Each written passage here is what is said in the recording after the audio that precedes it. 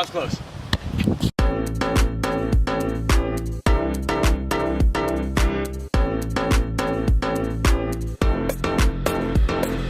Ladies and gentlemen, welcome to Casual Sports Talk.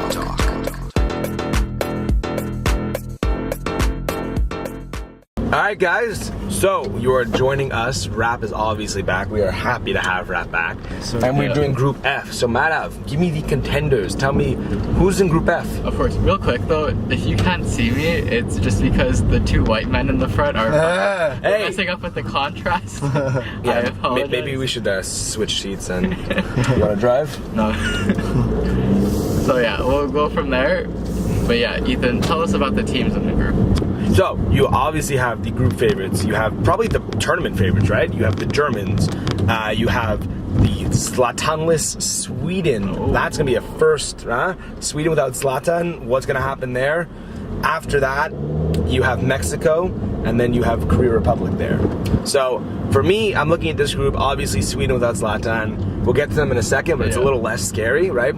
Korea is really a one-player team. Yeah, basically it's just another group, another one powerhouse. Yeah, and and we've had a lot of these groups, right? A lot of these groups, and then it's going to follow the exact same trend. Absolutely. Right? So, we want to talk about Germany real quick. We're going to assume that they get out of their group. Yeah, no, Germany have at least the strongest one solid team there. player. Yeah, they're definitely the strongest team. Maybe in terms of just efficiency, yes, you can always depend on the Germans for that. Yeah, and I mean, I'm not worried by the fact that Leroy Sané, he was snubbed. Yeah, and it's obviously for a reason. It's the same reason for Martial getting snubbed from France. He wasn't going to get the play time. Exactly, and I think Marco Reus is more than capable on that left wing to do a more than capable job. For sure. And I mean, in terms of the Germans, what do they have to do to win again? Definitely, they have to score more goals than their opponents. Oh, that's for sure. Of course, yes. Like, it's a must. What an analysis. Wow. Oof, that was gorgeous. Thank you, Rap. Wow. But no, in all seriousness, tell me, what do the Germans do so well that puts them over the edge? The Germans, they do everything well. That's something you can say not every team can say about themselves. They can pass the ball well. They can defend well. Honestly, I think that's their strongest point, is really their ability to defend through their midfield and their defense. Yeah, and it's very important just because in this World Cup, there are a ton of teams who are just lacking at the defensive front. Absolutely, and Germany is interesting because they're not a possession team, or they're not really a counter-attacking team either. They kind of are a hybrid of both, which is a lot of fun to watch. Yeah, and I agree. They have a lot of also, not flair on that team, but they have a lot of talented players who have that flair trait with them, right? I wouldn't say them as a team, they're full of flair, but the players themselves, the Julian Brandts that are now coming up. The Timo Werner's obviously a player to watch, right? Timo Werner. Young guy. The player to watch. I think he's going to break out this World Cup, just like he broke out for a couple seasons for RB Leipzig. Yeah. And the fact of the matter is, he's going to be Germany's striker for the next 10 years after this, right? Absolutely. For the next 3 World Cups, they can have him. He's 22 now. Yeah. So, I mean, you can have him until he's 30, 8 years from now. It's 2 more World Cups. Maybe even 34 if, he's a Miroslav Klose, Germany's best player of all time. You know what I mean? And speaking of Klose, I think Timo Werner stands a good chance of winning the Golden Boot in this World Cup. When you think about, of a team that has to go far and they need someone to be clinical up front, I think Timo Werner can take them there. Yeah, and, I mean, there's not much else I could say about Germany right now. We definitely think they're making it out of the group. Absolutely. As Rap says, they're going to score more goals than their opponents, so they're going to win. If only J.R. Smith was that efficient. You know who's efficient? The Germans. They're just going to be doing that over and over again during the World Cup. Definitely. And what about, let's go to Mexico real quick, all right?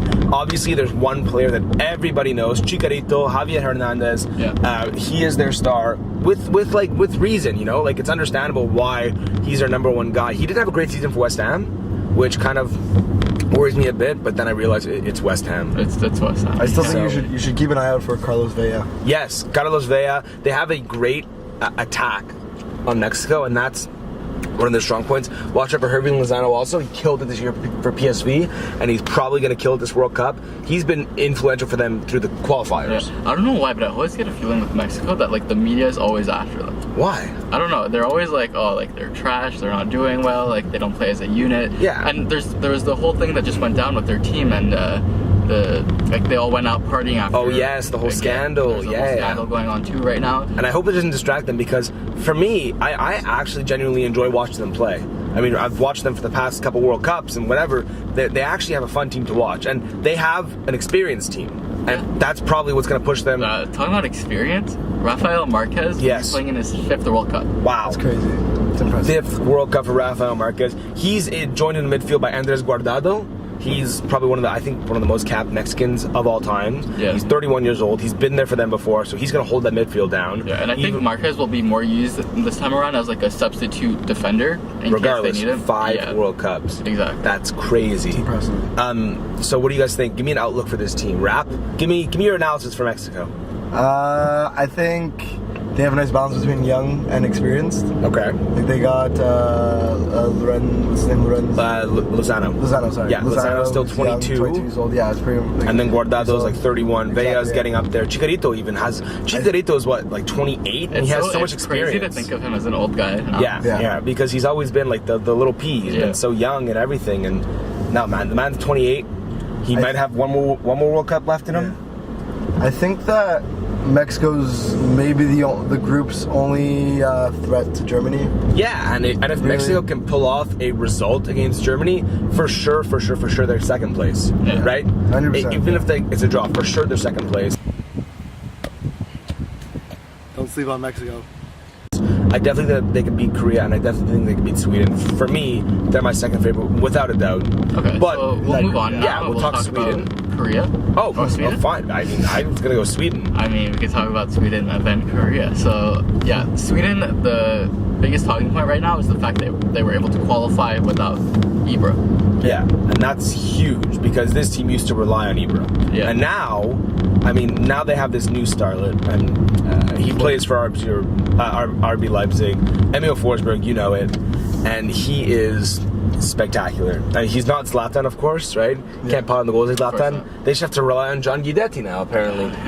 Rap, what's the key for Sweden in this group?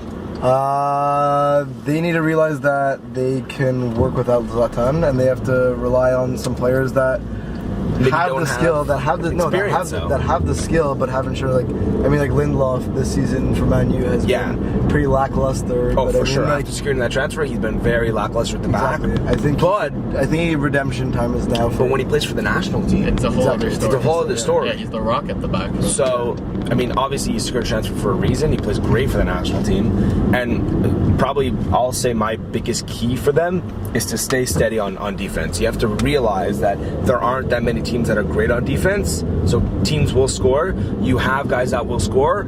Work on your defense. John Guidetti, he'll score. Ola Toivonen, he'll score. Forsberg will score and set you up. And I'd like to apologize in advance to all our Italian viewers, but I have to bring up the playoff match. Go for it. Just do it. Yeah, so the way Sweden were able to beat Italy. We have to laugh at that.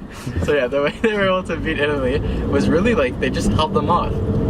You know, like they took all the scoring threats of Italy, and just somehow they were able to just stay solid at the back. Exactly. Got to limit your opponent's chances. And it was a they can't score if game. they can't shoot. I was so bored watching that match. But it was effective. But it was so effective. And sometimes, as much as we love the fans, as much as the fans love exciting games and everything, if you want to win a game, no one says there's no harm in winning a game 1-0 in the 90th minute from keeping 60% of the possession all game and passing around. Absolutely. And World Cup soccer is always usually slower than club level, so if you could just continue on to that strength for them, then... So it's different. Like I mean, World Cup soccer is like every single game makes an immense difference. A fact. It isn't like club soccer. It's like a one game loss. You cannot afford. So the late great Michael Scott once said, "You miss 100% of the shots you don't take," from Wayne Gretzky. And the current great Ethan Crystal says, Emil Forsberg, he's a home run. Get it? Huh? Just slip up. Yeah, at all. exactly. And we'll go to the last team, obviously, Korea Republic, South Korea. There's one guy that I love on this team. Yeah, that's what I was gonna say. There's one guy here, Hyun Min Son. He is, in my opinion, honestly, like I can be bold here. He's a superstar. He is. Like a lot of people probably won't see him as that caliber. Yeah. But for me, Hyunmin Son's a superstar. A lot of people just know him now from his like Tottenham days, where he's been like breaking through. But he killed it before Bayer Leverkusen. So well at Leverkusen. So well. That's why like his transfer deal was $30 million, and at the time that was a lot of money to pay for a winger. And now he would go for like 70. Yeah, absolutely. And honestly, just players like him are so amazing because their personalities are great, they're hard workers, and you just want to see them do well. And Korea is another one of those teams that not many people would expect to do much. Of course not. So we've been going through this all series wrap. We've been saying, and it's true, right? And you see the past that teams that aren't expected to do much, they don't have much to lose. They just go out and have fun. And Hyunmin Son, he loves having fun. Yeah, so he loves maybe some interesting games. Yeah, so you hope that Hyunmin Son can lead this team. I mean, ideally, if you're going against a weaker defense, like maybe Mexico, they don't have the best defense. Like Hector Moreno's injured and everything, and Ochoa's getting up there in age. So go against that team. If you can hold their attack off and pop one goal, win that game 1-0. Boring, but it works. Yeah. All right. For the South Koreans, their biggest like plus, like what they need to do to win, I don't know why I'm blanking on a word right now, is just play through Son. And teams know it's going to happen, but that's not necessarily a bad thing, right? We said it about Mo Salah. We said it about Gylfi Sigurdsson. Like, it's completely okay if teams know who you're playing through. Because it's not like the players around them are bad, you know? Yeah. Like, if there is... note that they're playing through Son, and then Son needs to provide a cross or make that final pass, he can trust his teammates to finish the playoff, you know? Yeah. This is exactly what other teams are going to try and do to Hyunmin Son.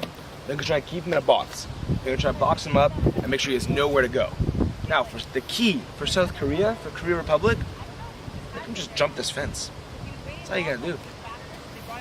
So yeah. And with that, we want to thank you guys so much for checking out our Group F preview. Yes. Obviously, stay tuned. Group G and H are coming right up in the playlist. Make sure to like, subscribe, tell your friends, and just have fun this summer. I mean, watch the World Cup. Yeah. It's something to watch. It happens every 4 years. Have a great time. Enjoy. From your CST crew, we want to welcome back Rap, of course. Yes. And Madav, I hope they saw you in the back. See you guys next time. Ciao.